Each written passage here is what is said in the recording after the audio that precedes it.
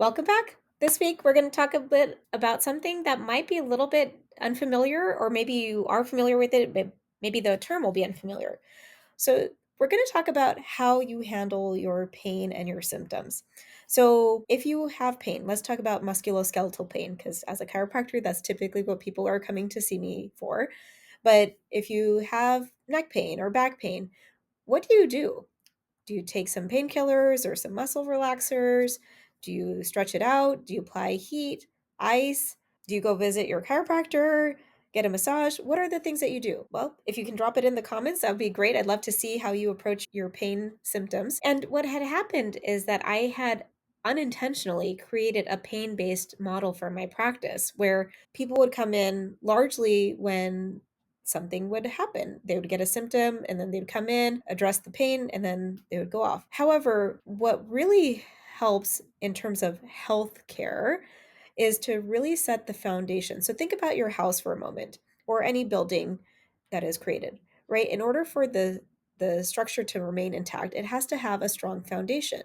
So whether it's pigs and the wolves and you have a house of straw or brick or hay or whatever the pig had, whatever that structure is can then withstand the different stresses in the health world, right? So whether you get into a car accident or whether you eat something funny or you have extra mental stress. When our body is responding to stress, if our foundation is stronger, then we can respond a lot more quickly. We can improve a lot more quickly. So then we're not out of commission for days or weeks on end, right? And so, my goal in working with my practice members is to help create a strong foundation so that it's not just this quick fix, even if it's a holistic quick fix, right? It's not just let me go in to see the chiropractor so they can fix this problem, or let me go in, let me get a massage, or let me go stretch it out. All of these things are great. However, if the foundation can be stronger by helping to support better structure and function integration, then it makes it a lot easier to overcome the challenges that we might incur on a regular basis. So, another way to think about this is that when people get sick, you might know people, or maybe this is you yourself, you might know someone who, when they get out into the world, they get everything. They get every cold and virus and every pathogen exposure. They're out for the count. And then there are other people who can be in the same environment and not get sick, or it's kind of a little blip, right? They might not feel great for a day or two and then they can bounce back. So it's not that we're immune to these different pathogens, but it's the ability for the body to bounce back. So the approach to creating a stronger foundation and creating health is actually called a salutogenic model of healthcare versus a pathogenic model of healthcare, which is what we're typically more familiar with.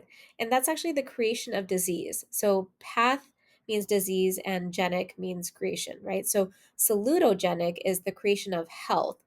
And so, if you can think about this for a second, it's a very, very different way of approaching how we address our symptoms because it's not to say that you want to be completely asymptomatic either, right? You want your body to be able to respond to the different stresses. However, you want to be able to respond efficiently and quickly so that you can return back to a baseline, that you're not living in a very stressed state or even too relaxed of a state, right? Because if there is a stress present, you don't want to be so relaxed that your body can't respond appropriately to that stress. So we want to have that flexibility in how we transition between a high sympathetic stress state or being in a parasympathetic for the rest and digest. So if this sounds intriguing to you and you would like more information, I'd love for you to book a discovery call. The link is below and we can talk more about if a salutogenic health approach is a better fit for you than a pathogenic approach.